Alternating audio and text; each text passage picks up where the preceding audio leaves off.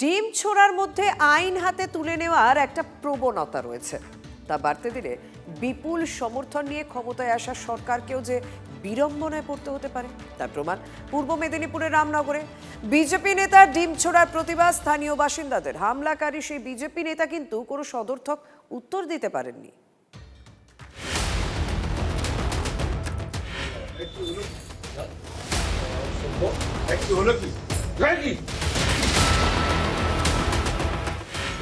মারো মারো তো মারা হাতাও তো পাপ এটা করেছে কে?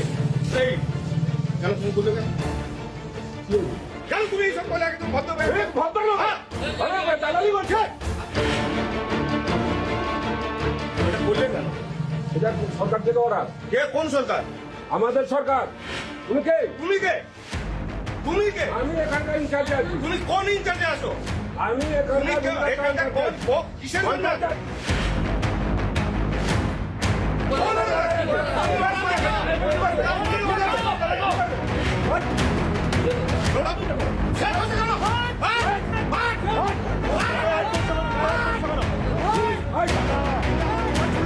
ব্লকে খাস জায়গাগুলো পুরো ভেস্ট করে দিয়েছে, নিজের ব্যবসার কাজে লাগিয়েছে, অসাধু উপায়ে বহু অর্থ উপার্জন করেছে। ওনার যাতে আইনানুগ শাস্তি হয় আমি মিডিয়ার মাধ্যমে বার্তা দিতে চাইছি।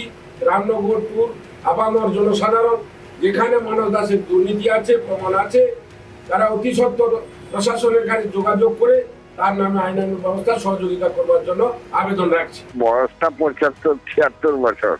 2008 সাল থেকে সিপিএম এর আমলেও কর্মাধ্যক্ষ আছি, আর সিপিএম যখন পরিবর্তন হয় তৃণমূল আছে তখনও কর্মাধ্যক্ষ। আমাদের এই ধরনের কালচার কোনোদিন ছিল না। আমার 75 রানিং 76 চলছে। আমি কি বলবো, আমি তো এগুলো ভাবতে পারিনি। ভারতীয় জনতা পার্টি এই ধরনের অশালীন কাজকে কোনোভাবেই সমর্থন করে না।